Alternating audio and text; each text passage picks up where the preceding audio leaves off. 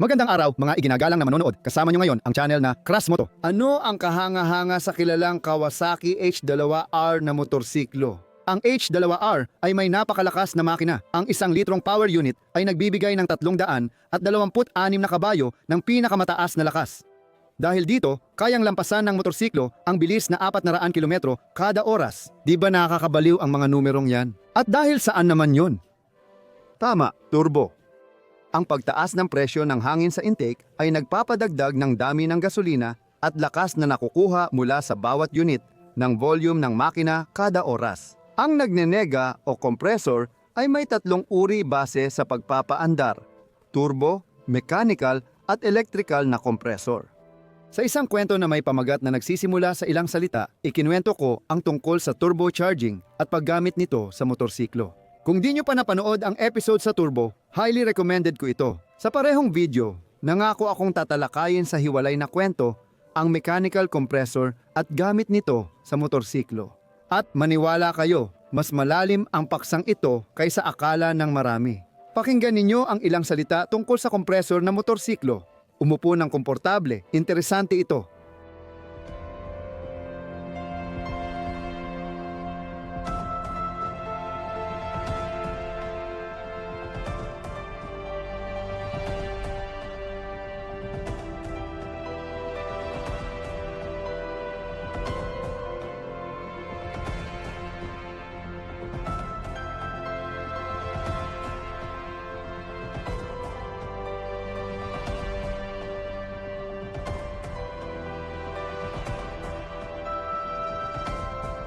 Kaunting teorya. Ang mechanical na supercharger ay gamit na nagpapalakas ng makina. Ang mechanical na nagbubuga ng hangin o supercharger compressor ay kagamitang kumukuha ng hangin sa atmosfera gamit ang filter, pinipiga ito at ipinapasok sa intake ng makina.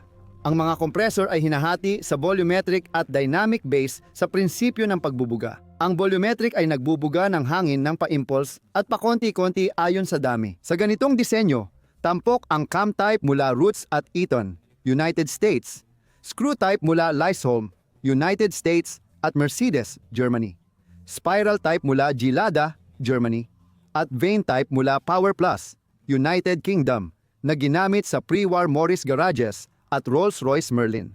Ang mga dynamic na nagbubuga ay nagbibigay ng hangin sa pamamagitan ng tuloy-tuloy na daloy. Ang mga dynamic na pinapandarang nagbubuga ay kilala lamang sa uri ng centrifugal. Ang ganitong nagbubuga ay gumagamit ng impeller na gaya ng sa turbocharger compressor. Tulad ng anumang disenyo, ang mechanical na nagbubuga ay may mga kalamangan at kahinaan. Ang pangunahing bentahe ng supercharger ay hindi tulad ng turbocharger. Kaya nitong magbomba ng hangin nang walang pagkaantala. Kasabay nito, ang lakas ng boost ay direktang nakaayon sa revolutions per minute ng makina. Isa pa sa mga kalamangan ay ang mas mababang halaga kumpara sa turbo at mas madaling pag-install sa makina. Dahil sa mas mababang thermal load, mas kaunti ang kailangan sa materyales at kalidad ng pagpapadulas kumpara sa turbo compressor. Ang pangunahing minus ng mechanical na compressor ay ginagamit nito ang kapangyarihan ng makina para sa sarili nito. Minsan, ang bilang ay maaaring umabot sa 30%. Ang kasaysayan ng supercharging ay medyo interesante at ang mga ugat nito ay nagsimula pa noong kalagitnaan ng ika-19 na siglo. Ang mga unang tinatawag na blower ay hindi talaga ginawa para sa mga makina. May impormasyon na noong 1849 isang George Jones mula sa Birmingham, England ang nagsimulang gumawa ng blade type na bomba para sa bentilasyon ng mga minahanang karbon. Pionero rin sa larangang ito ang magkapatid na Amerikanong sina Philander at Francis Roots na parehong inhinyero noong industrial na revolusyon. Noong 1854 itinatag ng dalawang ito ang The Roots Blower Company sa Connorsville, Indiana. Itinayo ang negosyo malapit sa Whitewater Canal na may taas na 3 metro at 35 sentimetro para paandarin ang water wheel. Ang torque mula sa gulong na ito ay ipinapasa sa mga makina ng negosyo. Sa isang punto, hindi na sapat ang lakas ng mismong gulong na ito. Upang malutas ang problema, nagtayo ang magkakapatid ng water wheel na may kakaibang talim na ayon sa teorya ay magpapalakas. Gayunpaman, dahil gawa sa kahoy ang mga talim, namaga ang mga ito at naipit. Habang nirerebisa ang makina at pinapaikot ang mga talim, tinangay ng hangin ang sombrero ng isa sa magkakapatid. Noong panahong iyon, may kasamang may-ari ng negosyo sa bakal ang magkakapatid. Sinabi niya kina Rutsam na magagamit ang ganitong blower sa kanyang industriya. At doon na nagsimula ang lahat. Noong 1800 at 60, pinatentahan ng magkakapatid ang disenyo ng bomba para sa hangin sa mga pugon. Noong 1875, sinimulan ang produksyon nito para sa bentilasyon ng minahan. Kalaunan, gagamitin ang supercharger ng RATS sa internal combustion engine at magiging karaniwan ang pangalan nila. Noong Marso 1878, si Heinrich Krieger, isang German engineer, ang unang nakakuha ng patent para sa screw compressor. Ang disenyo ay dalawang talimpusod na rotary aparato na may magkakaparehong rotor, ngunit hindi ito na-produce. Sa parehong taong 1878, ang Scottish na inhinyero na si Dougal Clerk ay nagdisenyo ng unang supercharger na ginamit kasama ng makina. Ang kompresor ay nakakabit sa dalawang stroke na gasolinang makina. Napag-alaman ng mga unang taga-disenyo ng internal combustion engine na ang paunang pagsiksik ng fuel-air mixture gamit ang supercharger ay nagpapataas ng lakas ng makina nang hindi pinapalaki ang sukat nito. Si Gottlieb Daimler ang unang gumamit ng supercharger at nakakuha ng patenteng DRP 34,926 noong 1885 para sa sistema ng supercharger ng makinang may sapilitang pag-aapoy. Hindi naging matagumpay ang pagsasakatuparan ng patent sa paggawa. Hindi naging mahalaga ang dagdag na lakas at mahirap ang teknikal na pagsasakatuparan. Sa ideya ng paggamit ng paunang pagsiksik ng hangin sa pasukan ng makina ay napag-isipan din ni Rudolf Diesel. Noong 1876, ginamit niya ang turbo sa pangalawang unit ng makina. Hanggang unang digmaang pandaigdig, unti-unti itong ipinatupad sa makina. Noong 1905, si Alfred Buchy ay nakakuha ng patent para sa disenyo ng turbo compressor. Malaki ang naging ambag ng aviation sa pag-unlad ng turbo, lalo na sa mabilis na pagsulong nito dahil sa unang digmaang pandaigdig. Sa digmaan, naging malinaw na ang eroplano ay mabagsik na sandata at epektibo sa paniniktik. Nagsimula ang karera ng armas at naging mas makapangyarihan, mabilis at epektibo ang mga eroplano. May isang mahalagang detalye para sa piston aviation. Kapag umabot sa taas na 5,000 metro sa taas ng dagat dahil sa nipis ng atmosfera, nababawasan ang hangin na pumapasok sa mga silindro. Sa huli, nababawasan ang lakas ng makina ng halos kalahati. Ang supercharging ang solusyon sa problemang ito at nagpaangat sa kakayahan ng eroplano sa mataas na altitude. Dagdag pa, ang malamig na panahon sa mataas na altitude ay bahagyang nagpapalambot sa mga limitasyon ng unang supercharger designs. Ang unang makinang panghimpapawid na may mechanical na supercharger ay ang dalawang stroke na rotary engine ni Mayuri Villata. Sa taas na 5,200 metro, nagpakita ito ng parehong performance gaya ng sa antas ng dagat.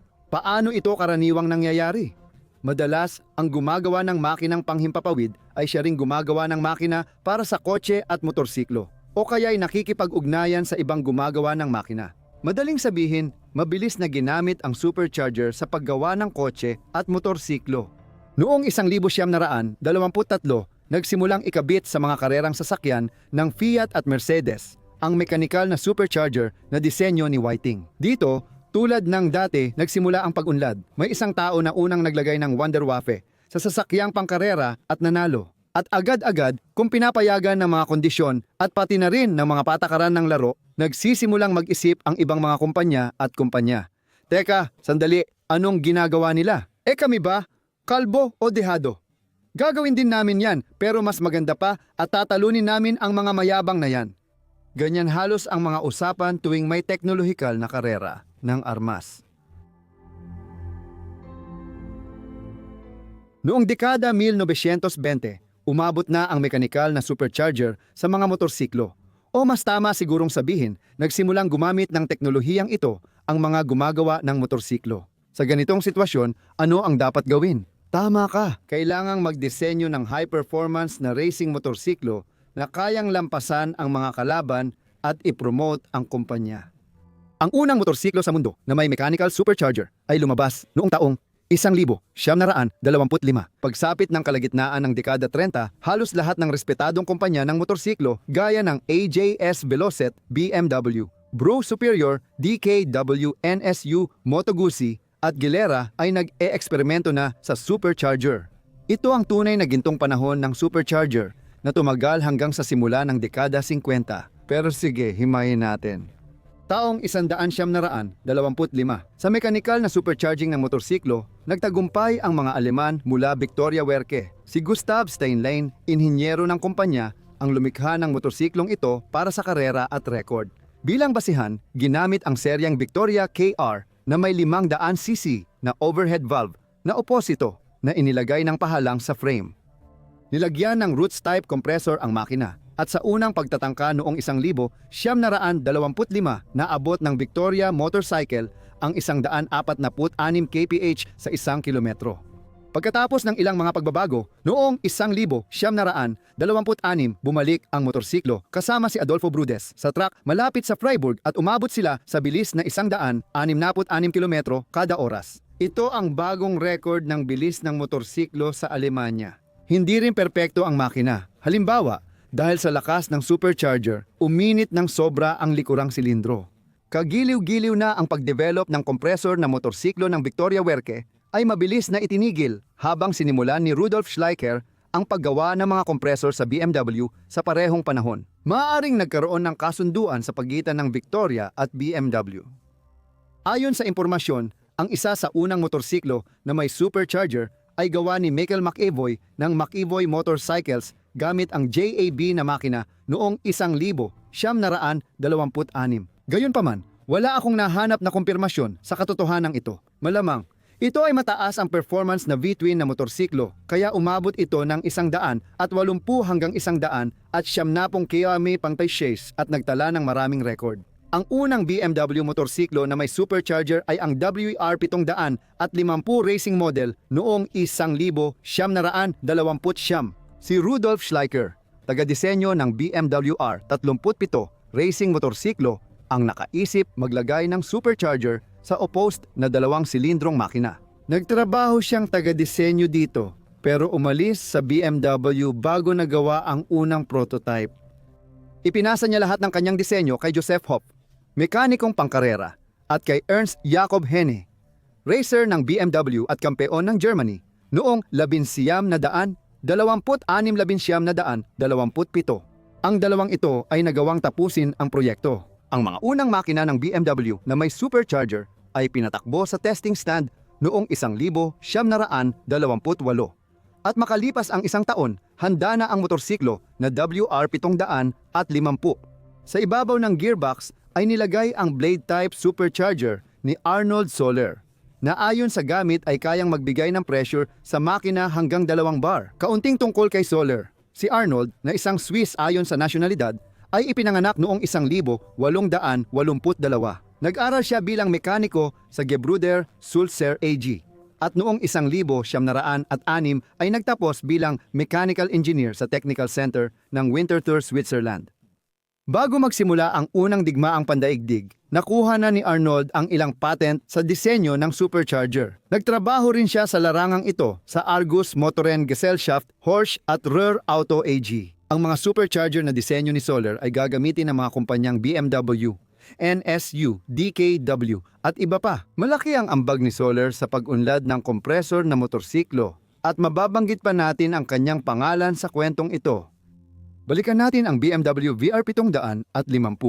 Noong una, ang kompresor ay pinapaandar ng chain drive mula sa crankshaft. Ngunit kalaunan, nagbago ang disenyo at uri ng pagpapaandar nito. Noong 1929, nagtala si Ernst Henne gamit ang VR750 ng record na average na bilis na 216 tuldok 75 km sa flying mile. Hanggang kalagitnaan ng dekada 30, aktibo pa ring lumahok ang motorsiklong ito sa record na karera laban sa mga British na motorsiklo tulad ng Zenith OEC at Bro Superior. Ang apat na ito ay napaka-aktibong nagpaligsahan para sa titulo ng pinakamabilis na motorsiklo noong dekada 30. Mula 1,929 hanggang 1,935 beses nagtala ng rekord ang BMW, habang 4 na beses namang nabasag ito ng British trio. Noong 35 umabot ang VR700 at 50 sa bilis na 200 at 55.885 km/h. Gayunpaman, gaya ng karaniwang nangyayari sa mga karera at pagtatangkang magtala ng rekord, kahit ang pinakamatagumpay at pinakamabisang makina ay hindi maaaring manatili sa tuktok ng matagal sa ganitong larangan. Siguradong makakaisip ang kakumpetensya ng mas makapangyarihan, mabilis, at epektibong bagay. Noong 1936 naglabas ang BMW ng bagong turbo motorsiklo. Tinawag ang modelong ito na Type 255. Sa ibang sanggunian, tinatawag din itong Rally Sport 255, Rally Sport 500 at VR 500. Ang makina, bagamat nabawasan sa 472cc, ay mas malakas pa rin kaysa sa VR 700 at 50 habang nananatili ang tipikal na BMW layout. Ang ulo ng silindro ay may 2 overhead camshaft at 4 na balbula bawat silindro. Si Zoller pa rin ang responsable sa turbo. Sa simula, ang lakas ng makina ay nasa 60 kabayo. Pero pagsapit ng 39 na taon, naitaas ito sa 68.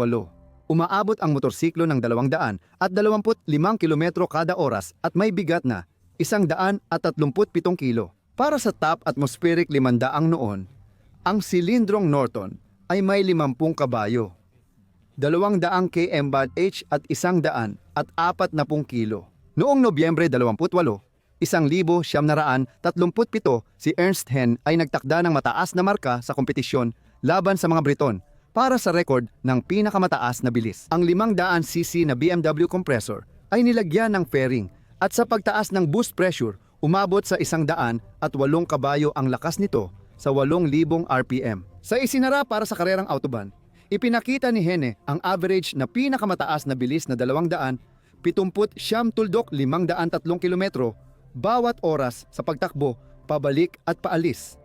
Ang record na ito ay magtatagal ng 14 na taon hanggang taong 51. Malaking tagumpay ng BMW ang pagsali ng Rally Sport 255 sa Tourist Trophy Race sa isla ng Man. Noong 38 taon, 3 BMW ang sumali sa isla, 2 ang hindi natapos at ang isa ay nagtapos ika-5. Noong 39 na taon, nagwagi na si Georg Meyer doon. Ito ang unang panalo ng hindi Briton na kalahok sa pinakamataas na klase na 500 kubiko, Senior Tourist Trophy. Noong panahon ng kompresor, ang mga Aleman ang nanguna sa paggawa ng mga supercharged na motor. Maraming dahilan nang nag-ambag dito. Oo, ang Alemanya noong panahong iyon ay isa sa mga teknolohikal na pinaka-advanced na bansa sa mundo.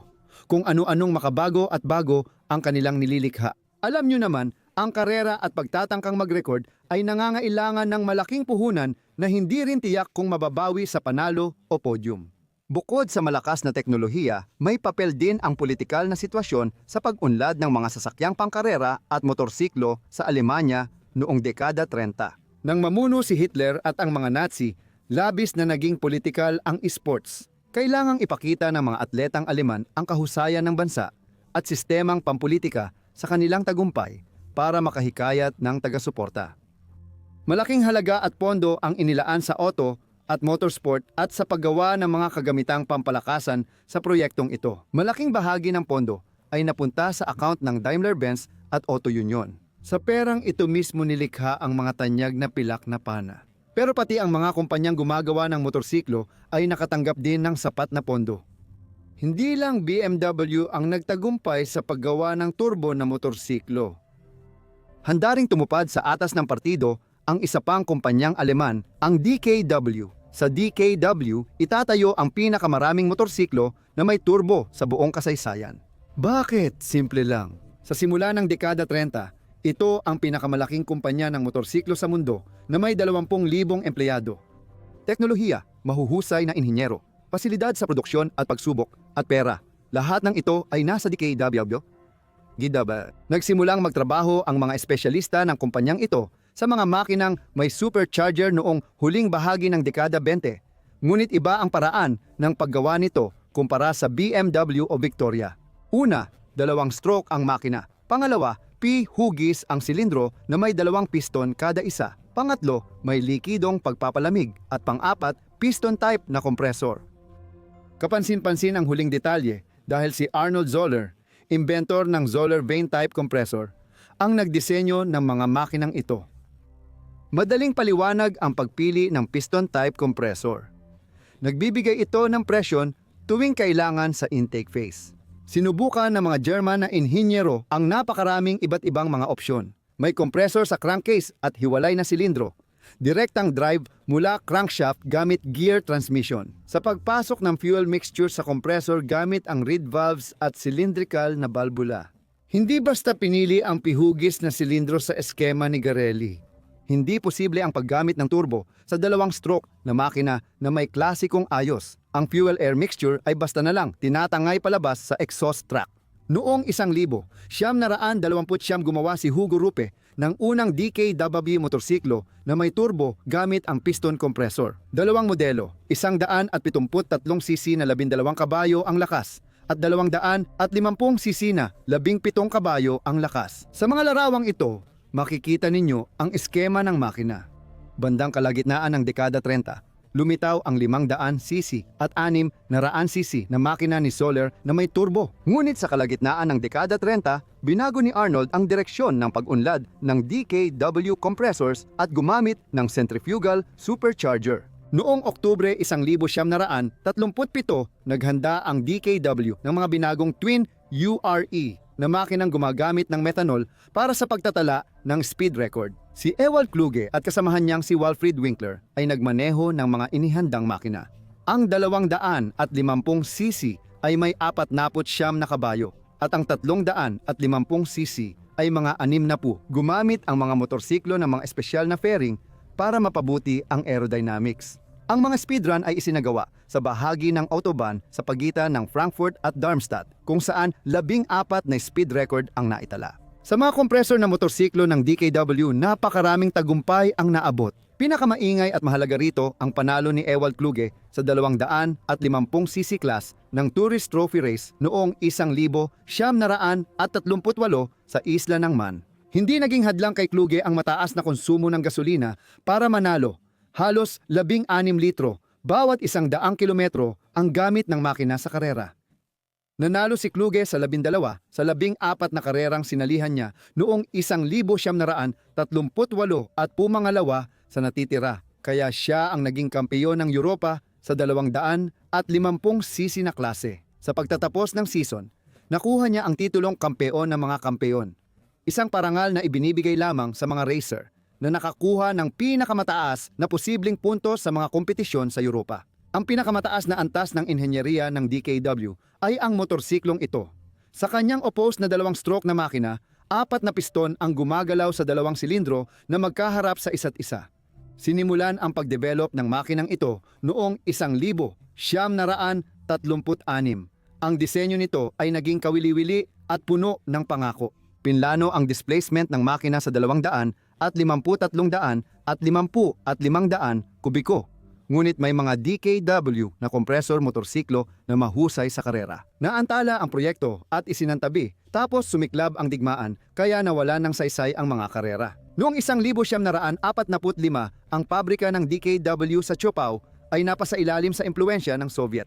Nalaman ng administrasyong Soviet ang tungkol sa proyektong ito at nakita nilang makabubuti na tapusin ito upang maipadala ang ilang mga makina at dokumentasyon sa Serpukhov Design Bureau para sa paggawa ng motorsiklo at paggamit ng mga ito sa karera at pagtatala ng mga rekord. Noong 1945, itinatag ang Bureau 10 sa base ng DKW bilang espesyal na konstruksyon at teknikal na tanggapan kung saan pinagsama ang mga nangungunang inhinyero. Binigyan sila ng tungkulin na gumawa ng motorsiklo. Noong 1948, nakagawa sila ng 4 na unit na may 350 kubiko kapasidad at isa na may 250 kubiko.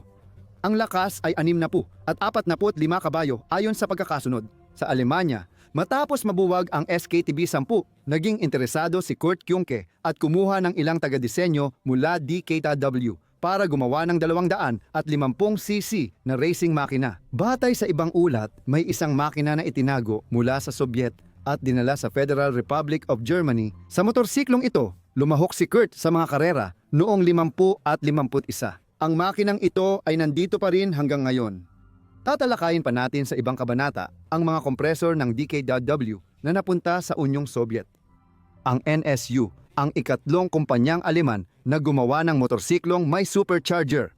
Mas huli sila nagsimula at nagdisenyo ng racing motorsiklo na may kompresor. Naganap ito noong 1938.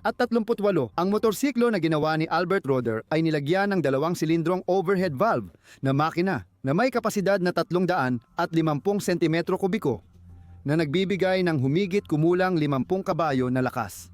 Sumaali ang NSU sa Tourist Trophy sa loob ng 39 na taon, pero hindi sila nagkaroon ng malaking tagumpay. Hilaw at di maaasahan ang disenyo ng motorsiklo at masyadong mabigat ang 155 kilo. Maalala ng NSU ang mga karanasang ito matapos ang digmaan. Noong taong 48, nagsimulang lumaban sa karera ang inayos na 300 at 50cc na may turbo. At pagsapit ng 49, handa na para sa karera ang katulad na 500cc na makina. Ang inline na dalawa niya ay may 85 kabayo na lakas. Ginamit ang motorsiklo sa karera, solo o may sidecar. Noong taong 50, inayos pa ang makina at kaya na nitong magbigay ng matatag na 78 kabayo na lakas. Umaabot ng 200 at 40 kilometro kada oras ang kalahating litrong NSU. Noong 1948 hanggang 1950 ang naging kampeon ng Alemanya. Sa dekada 50, pinasikat ng NSU ang teknolohiya nila sa 2 rekord. Noong 51 taon, nilagyan ng pambalot ang racing na 500 may kompresor. Tinawag na Delfin 1 ang makina. At dito, pinatakbo ito ni Wilhelm Gertz sa bilis na 200 at 70 kilometro bawat oras sa isang track malapit sa Munich. Ito ay naging bagong pandaigdigang rekord. Noong 56 na taon, pinabuti ng sasakyang Delfin 3 ang resulta at binasag ang rekord noong 55 taon ni Russell Wright sa Vincent.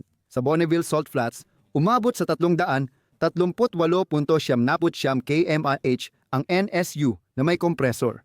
Noon, ang power unit nito ay binigyan ng 100 at 10 kabayo sa 8,000 at 500 ikot kada minuto. Maaaring magtanong ka, Krasmoto, nasaan ang nabanggit tungkol sa Italian at British motorsiklo na may kompresor? Kaunting pasensya mga kaibigan. Napagpasyahan kong ikwento ang German na motorsiklo sa isang bahagi. At ngayon, titingnan natin ang mga disenyo mula sa ibang mga bansa. Italia, isang bansa na kilala sa malawak nitong paggawa ng motorsiklo. At pagsapit ng unang bahagi ng dekada 30, ang ideya ng motorsiklo na may turbo ay nagsimulang gumulo sa isipan ng ilang mga taga-disenyo ng Italian na mga motobrand. Lahat ay nangyayari ayon sa parehong prinsipyo na binanggit sa simula ng kwento. Malaki ang tsansa na ganito rin ang inisip ng Moto Guzzi o Gilero. Bakit BMW lang ang pwedeng maglagay ng kompresor at manalo? Gumawa rin tayo ng sarili natin.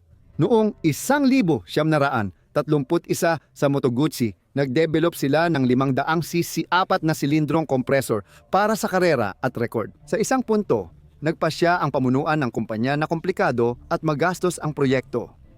Ang unang Italianong kumpanya na magpapakilala ng working na motorsiklo na may turbo ay si Gilera.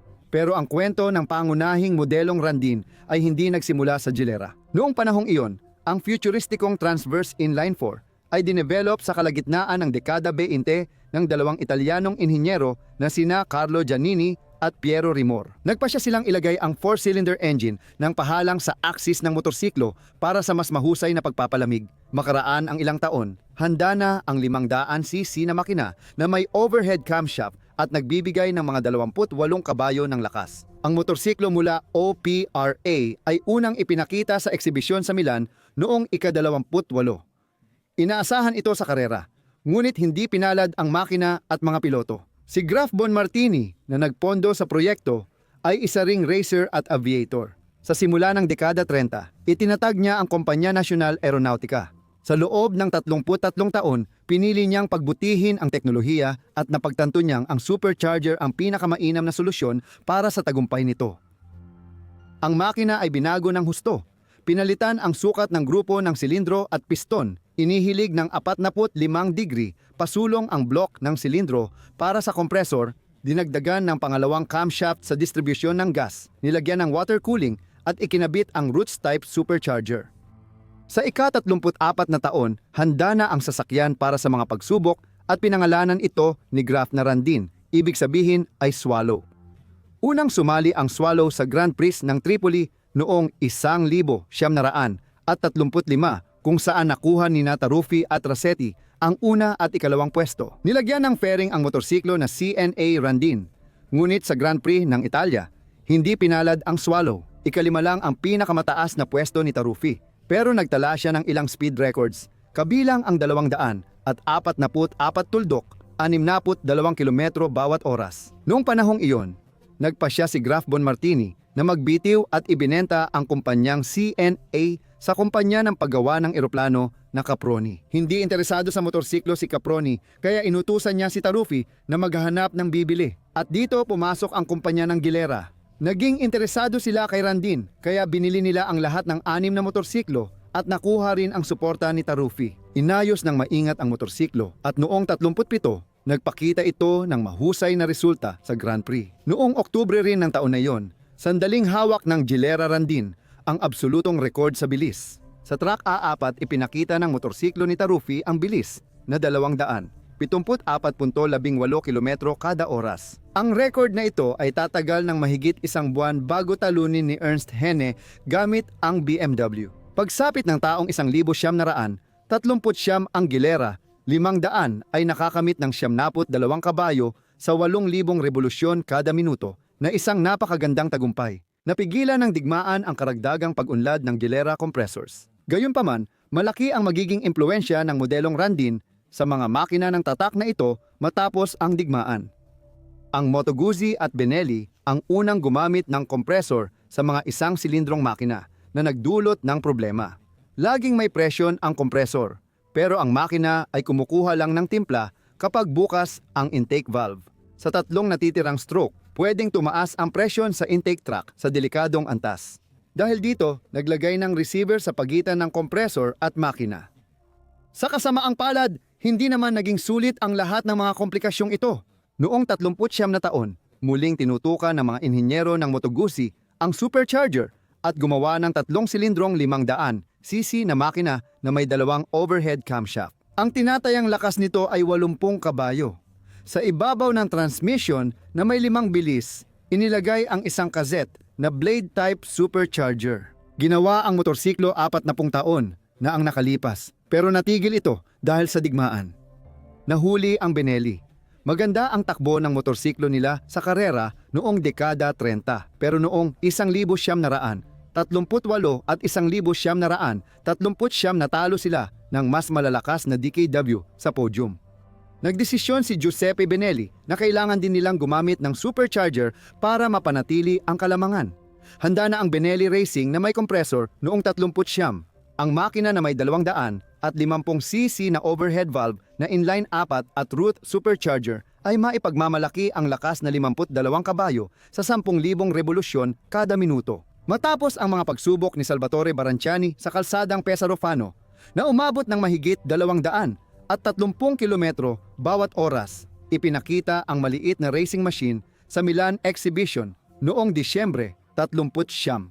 Mas malakas ang Benelli na may kompresor kaysa DKW at malaki ang tsansang talunin ang mga Aleman, ngunit nagkaiba ang takbo ng kasaysayan. Ngayon, nasa Foggy Albion na tayo. Sa palagay nyo ba, ang mga inhinyero roon ay nanonood lang ng tagumpay at record ng BMW, DKW at Gilera? Hindi, syempre. Naalala nyo ba nang binanggit ko ang BMW VR 700 at 50 records at ang British na 3 na naging kalaban ng Aleman? Panahon na para pag-usapan yon. Matagal nang nagpapagalingan ang mga British kung sino ang may pinakamabilis na motorsiklo. Sa paligsahang ito, kasali hindi lang mga racer at taga-disenyo, kundi pati buong koponan at kumpanya. Pinili nila ang mga motorsiklo na V-twin ang makina at kaunting fairing. Ginaganap ang pagtatangkang mag-record sa Britanya sa Brooklands. Ngunit hindi ito perpektong racetrack. Kalaunan, natagpuan nila ang mahabang patag na kalsada sa Pransya malapit sa Arpajon. Kalaunan, makikilala ang lugar na ito bilang tahanan ng Montlhéry Speed Cup.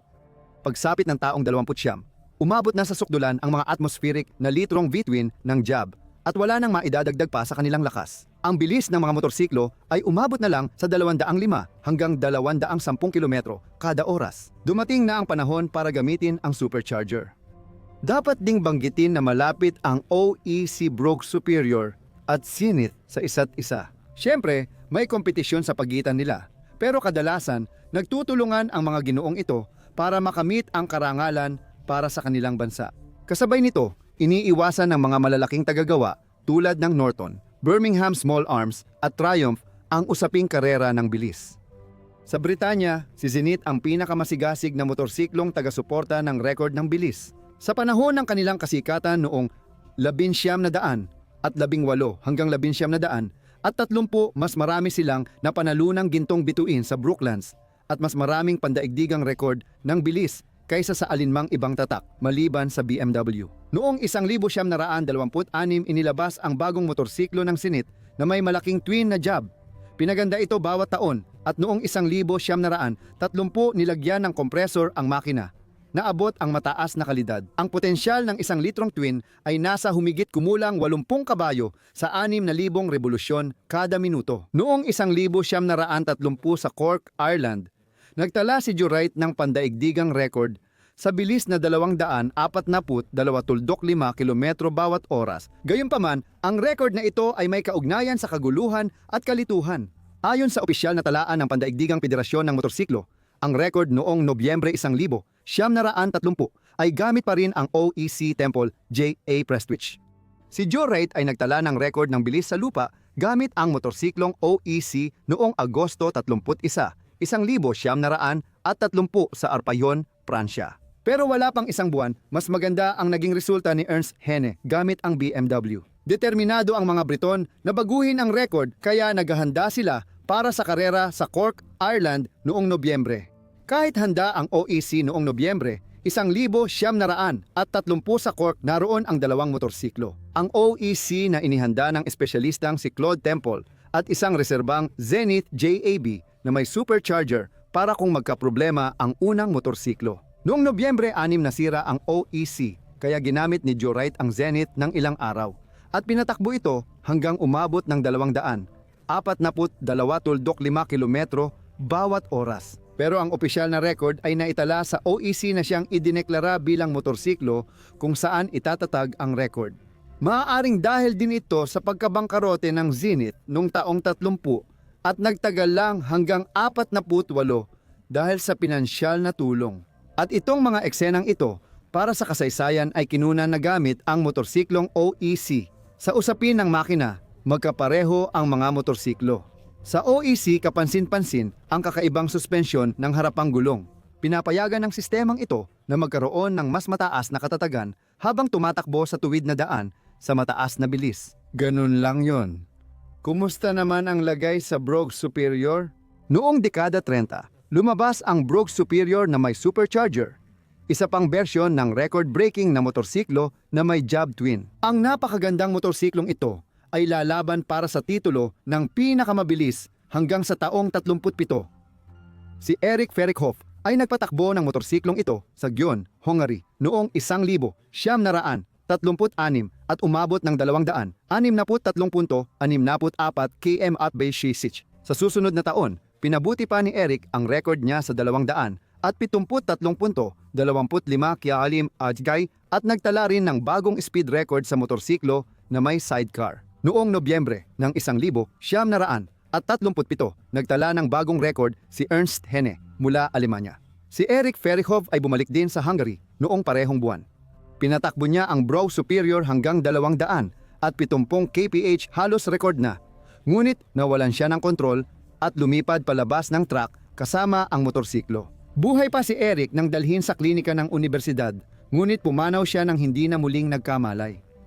Isa pang napaka-interesanteng makina ay itong Zenith JAB na inayos noong 31 hanggang 32 taon ni Roberto Sigrand sa kumpanya ng Aroskim.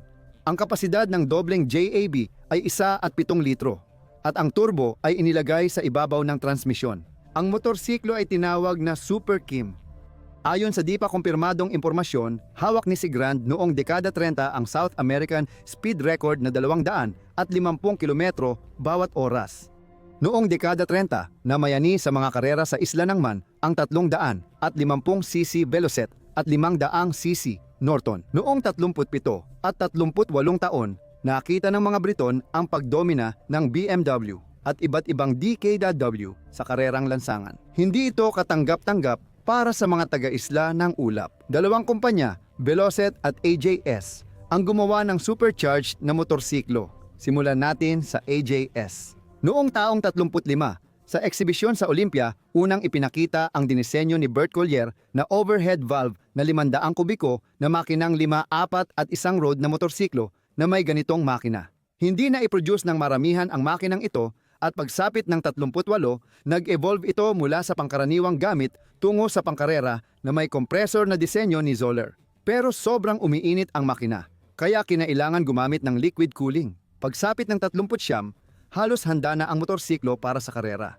Ang 500cc 50 gradong V4 na makina nito ay may 55 kabayo na lakas. Dalawang AJS-5, 4 ang lumahok sa tourist trophy sa Isla ng Man noong 39, pero nagtapos lang sila sa ika-11 at ika-13 pwesto dahil sa madalas na paghinto para lagyan ng tubig ang cooling system. Sumali ang 5-4 sa Grand Prix ng Ulster. Ito ang pinakamabigat na motorsiklo sa karera. 185 kilo, pero hindi ito naging hadlang sa AJS na mag-record ng average na bilis ng lap na lampas, 160 kilometro kada oras. Pero umatras ang motorsiklo sa karera dahil nasira ang tinidor.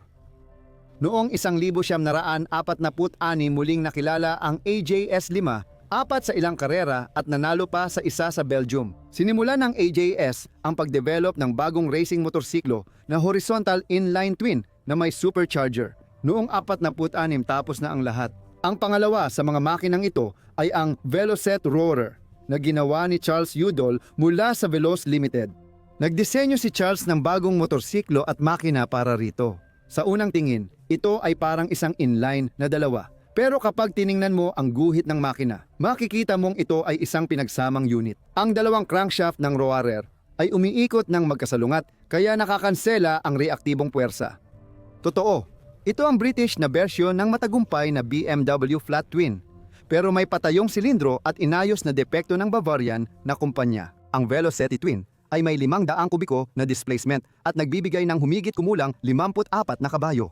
Ang motorsiklo ay umaabot ng hanggang 200 at 25 kilometro bawat oras. Ipinakita ni Stanley Woods ang Roarer sa Tourist Trophy Race sa Isle of Man noong 1939 kahit alam nila ng pabrika na hindi pa handa ang motorsiklo para sa karera. Alam nilang di maiiwasan ang digmaan at nais ng kupo ng Briton magpadala ng mensahe sa mga kalabang Europeo. Hindi namin kailangan ng pondo mula sa pasistang gobyerno para makagawa ng pinaka-advanced na motorsiklo sa mundo. Isang beses lang dumaan ang Roarer sa track. Sa dulo ng kabanata, tanong, bakit walang supercharged na motorsiklo mula Estados Unidos? Kasi naman, teknolohikal na advance ang bansa at seryoso rin ang mga gumagawa ng motorsiklo doon. Noong 1920, nagsimula nang magkaroon ng sariling pag-unlad at natatanging landas ang motorsport sa Estados Unidos.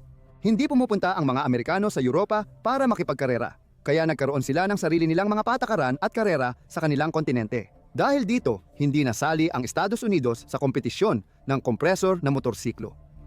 Sa dulo ng kabanata may tanong, kailan natapos ang gintong panahon ng kompresor?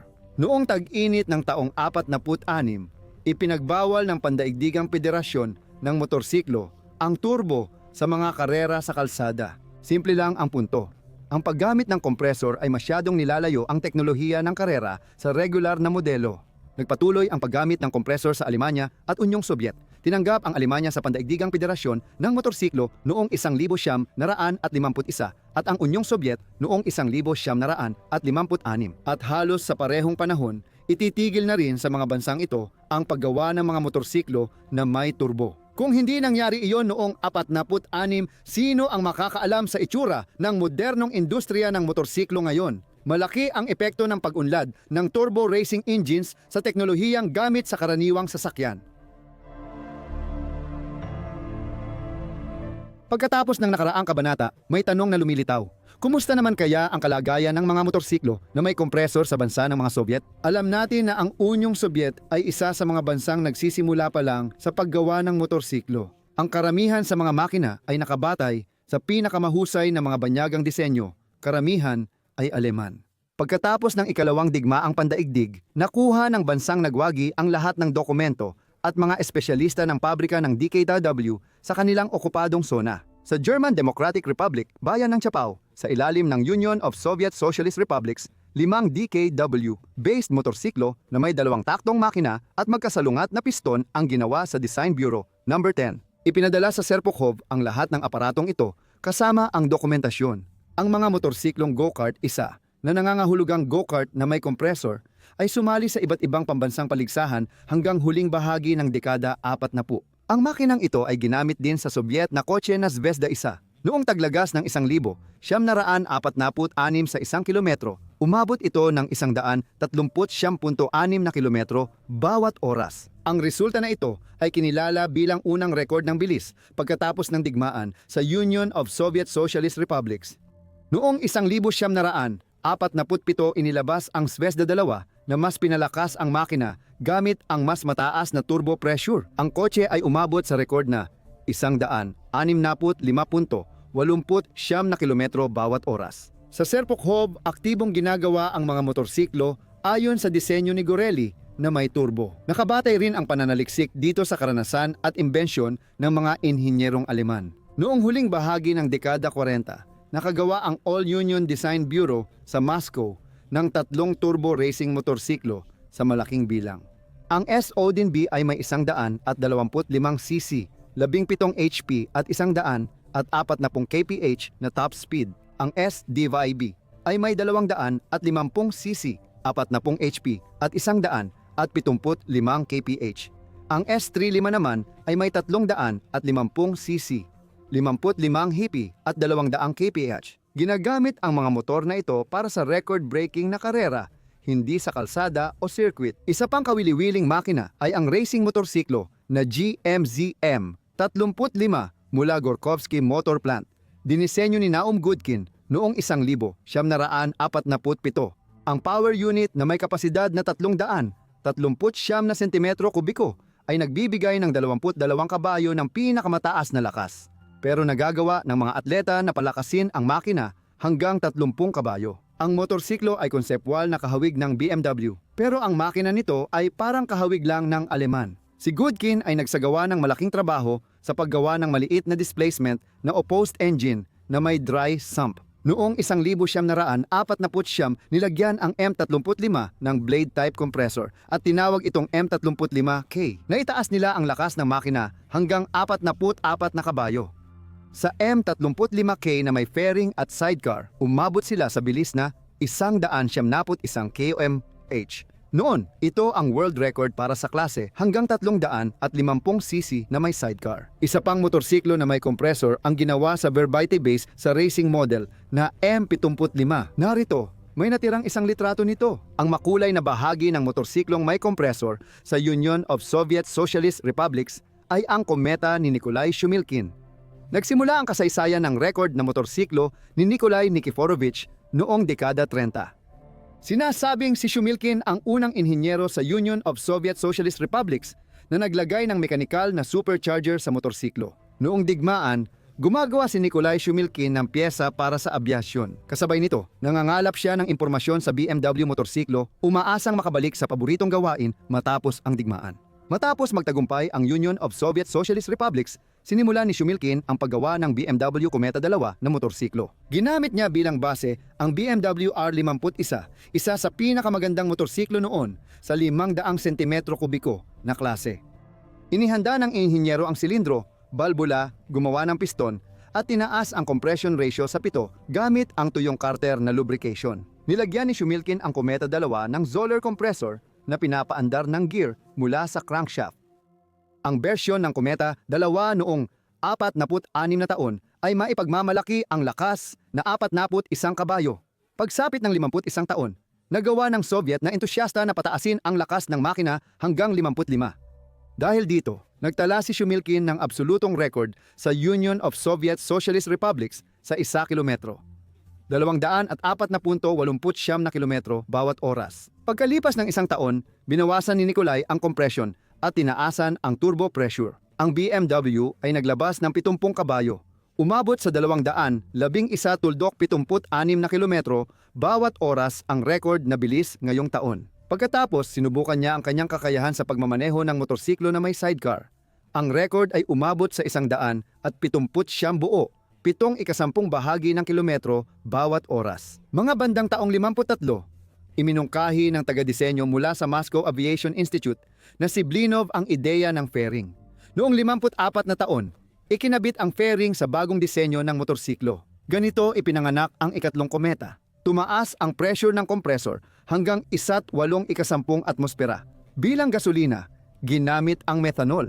Umabot sa 70 kabayo ang lakas ng makina. At ito ang resulta. Noong 54 na taon sa Kometa 3, naitala ang bagong pambansang record sa 500 kubiko na motorsiklo na may sidecar.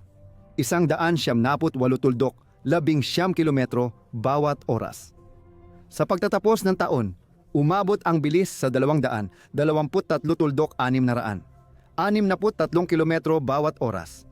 Si Nikolai Nikiforovich ay huling lumaban sa Kometa 3 sa edad na 58 sa ika-69 na kilometro ng Moscow-Minsk Road. Bilang taga-disenyo at racer, nagtala siya ng halos 100 pambansang record. Di naglaon ang maalamat na mekaniko ay umalis sa motorsport dahil sa kanyang katandaan. Noong 56 na taon, sumali ang Unyong Sobyet sa Pandaigdigang Federasyon ng Motorsiklo. At doon, 10 taon, nang ipinagbabawal ang paggamit ng mga motorsiklo na may turbo sa mga karerang lansangan. Doon nagtapos ang kasaysayan ng mga Soviet na motorsiklo na may kompresor.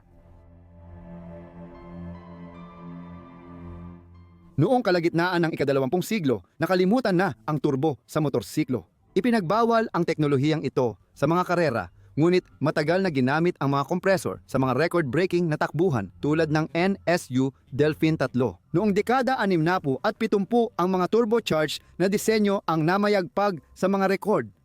Para sa ordinaryong gamit, walang silbi ang turbo sa motorsiklo. Pinapataas lang nito ang presyo at komplikasyon. Pero ang mahalaga, kahit atmospheric engine lang ang motorsiklo, nakakamit pa rin nito ang mahusay na performance sa bilis at acceleration. Noong dekada 80, sandaling umasa ang mga kumpanyang gumagawa ng motorsiklo sa turbo, lalo na ang mga Italyano at ang malaking Japanese motorcycle quartet. Ngunit hindi nagtagumpay ang teknolohiyang ito at kakaunti lang ang nagawang motorsiklo.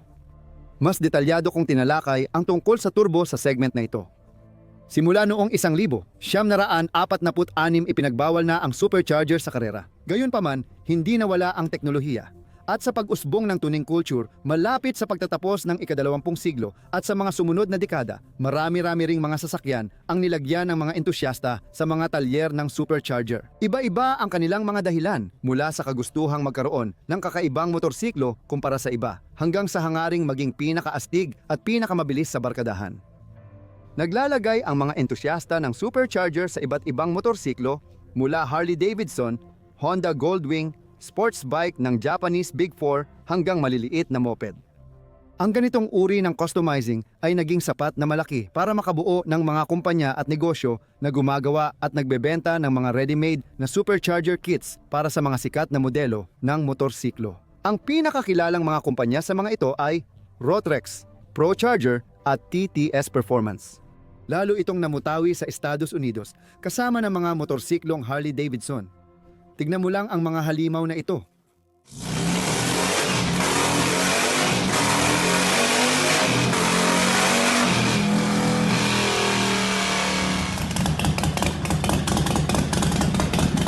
Pero sa makabagong mundo, may isa pang kapansin-pansing motorsiklo na may turbo.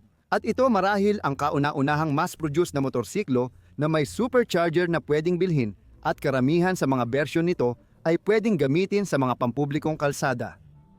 Patas, tasos ito ay ang Kawasaki 2R pati na rin ang H2. H2SX at Naked Z H2. Nagsimula ang kasaysayan ng H2R noong 2010. Seryosong tinutukan ng Kawasaki ang proyekto mula 2013 at inisip noon na babaguhin ang ZZR 1,000 at 400 na sport tourer. Pero iba ang naging desisyon ng Kawasaki. Noong Setyembre 2014, inanunsyo ang bagong modelong H2R na may mechanical supercharger. Makalipas ang 1 taon, ipinakita ito sa publiko. Nabuo ang H2R dahil sa matagalang kompetisyon ng mga kumpanyang Hapones sa paggawa ng pinakamabilis at pinakamakapangyarihang motorsiklo. Bakit Kawasaki? Hindi lang ito gumagawa ng motorsiklo, quad bike at jet ski. Sa kanilang mahabang 138 taong kasaysayan, maraming ginawa ang Kawasaki Heavy Industries, mga tren, barko at submarino, mga proyektong pang-infrastruktura, aviation, lalo na sa militar, paggawa ng makina, at marami pang iba. Kailangan pa bang sabihin na matagal nang sanay ang korporasyon gumamit ng makabagong materyales at teknolohiya? Ang Kawasaki Ninja H2R ay may 1 litro, inline, 16 valve, 4 na silindrong makina na may centrifugal supercharger. Sa mga unang bersyon ng motorsiklo, ang makina ay may 300 at 10 kabayo ng lakas at 165 Nm ng torque kalaunan. Tumaas ito sa 326 na kabayo. Maingat na pinili ang centrifugal dynamic supercharger dahil nagbibigay ito ng tuloy-tuloy at optimal na pressure para sa inline 4. Pangalawa, hindi masyadong pinapainit ng supercharger na ito ang pumapasok na hangin. Dahil dito, natanggal ni na H at R ang intercooler. Mechanical ang pagpapaikot sa impeller ng supercharger. Dahil sa planetary gear, kapag ang crankshaft ay umiikot ng 14,000 beses kada minuto, ang impeller ay umiikot ng 130,000 beses. Ang Kawasaki H2R ang naging unang motorsiklo sa mundo na nakakuha ng mahigit 300 kabayo mula sa 1 litrong makina. Malaking karangalan ito para sa kumpanya. Bukod sa malakas na makina, gumawa rin ang Kawasaki ng mahusay na kasi at kakaibang aerodynamic body kit na may mga pakpak. Makikita ang malaking karanasan ng kumpanya sa paggawa ng eroplano. Noong 2014 sinubukan ang motorsiklo sa wind tunnel. Napatunayan ng body kit ang bisa nito hanggang humigit kumulang 700 km kada oras. Malaki ang potensyal ng H2R, kayang umabot mula hinto hanggang 100 kph sa wala pang 2.5 segundo at may top speed na 400 kph. Noong 2016 ipinakita ni Kenan Sofuoglu, 5 beses na Superbike champion, ang bilis na 400 km kada oras sa Osman Gazi Bridge sa Istanbul. Kasabay nito, mula hinto hanggang pinakamabilis, inabot lang siya ng 26 na segundo. Isang taon bago nito, si James Hiller ay umikot sa track ng Isla ng Man. Isa itong demonstration run, hindi bahagi ng kompetisyon. Pinatunayan ng motorsiklo ang bilis nito sa karera sa Isla ng Man. Nagtala ng record na 332 km bawat oras. Ang civilian H2 na may 220 kabayo at naging 228 noong 2019 ay may sarili ring mga record. Sa karera ng quarter mile, nakaakuha ang H2 ng resulta na 60.62 segundo. Ang bilis sa dulo ay 244.64 kilometro bawat oras. Ang record ng pinakamataas na bilis ng stock na H2 ay 300. 37.6 kilometro bawat oras. At pagkatapos ng kaunting pag-aayos sa karera ng bilis sa lupa ng Mojave Magnum, si Kent Kunitsugu ay nakakuha ng resulta na 365.2 kilometro bawat oras. Ang H2GR ay matagal na naging pangarap ng marami. Ang mga batang mahilig sa karera ay agad nag-alis ng mga poster ng Yamaha R1 at BMW R1000 at 100 race replica sa kwarto at pumunta sa Union Press para bumili ng poster ng Kawasaki. Ang Naked Z H2 ay isa sa pinakabagong supercharged na Kawasaki na inilabas noong 2019. Ang mga katangian nito ay kahalintulad ng H2SX pero mas simple at mas abot kaya ang mga kagamitan ng Z. Sa Naked na may supercharger, mas simple ang mga ginamit na bahagi ng suspension at preno. Wala ring ilang mga elektronikong pantulong dito. Sa ngayon, nangunguna ang pamilya ng Kawasaki na may kompresor sa performance at saya mula sa litrong makina. Lumilitaw ang isang natural na tanong. Paano naman ang ibang mga kumpanya? Tinanggap na lang ba nila ang pagiging nangunguna ng Kawasaki? Sa tingin ko, hindi. At malamang ay may mga ginagawa na rin silang hakbang para gumawa ng mga motorsiklo na may turbo. Sa mga huling balita na nakita ko, ito ay ang Honda Africa Twin, 1,000 at isa na may turbo. Lumabas ang balitang ito sa pagtatapos ng 2023 taon. Alam na ng lahat na nagpapatent ang Honda ng turbo system na nasa ibabaw ng gearbox. Gayunpaman, hindi pa tiyak kung kailan talaga ipapakita sa publiko ang modelong Africa na may kompresor. At sa totoo lang, hindi rin sigurado kung ipapakita nga ba ito. Bakit nagdesisyon ang Honda na dagdagan ang lakas ng kanilang Tour Enduro? Sa tingin ko ito ay dahil sa trend ng pagtaas ng displacement at lakas ng makina ng adventure motorsiklo. Noong 10-15 taon ang nakalipas, karaniwan ang 1,200 cc at 90 hanggang 120 kabayo sa klase na ito. Pero ngayon, umabot na sa 140 kabayo ang karaniwang lakas. Lumaki na rin ang displacement, yung parehong gusi ay 3 litro na ngayon.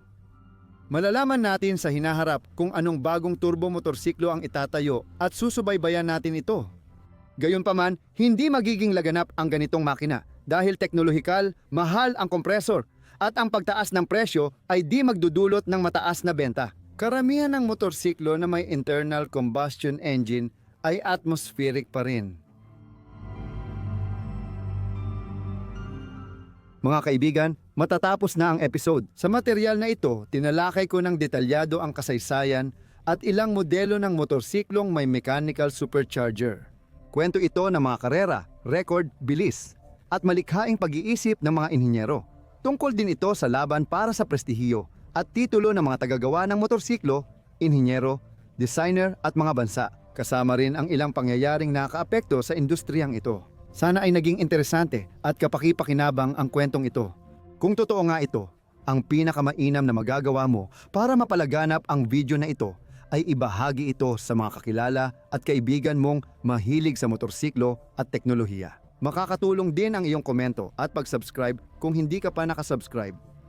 Ang aktibidad sa channel ang pinakamainam na motibasyon ko para patuloy na maghahanap ng katotohanan at impormasyon at gumawa ng makabuluhang paglalakbay sa kasaysayan ng paggawa ng motorsiklo. Gusto ko ring pasalamatan ng hiwalay ang lahat ng tumutulong sa aking channel sa pamamagitan ng pinansyal na suporta gamit ang mga detalye na nakalagay sa deskripsyon. Kasama nyo ang channel na Crasmoto. Hanggang sa muli nating pagkikita.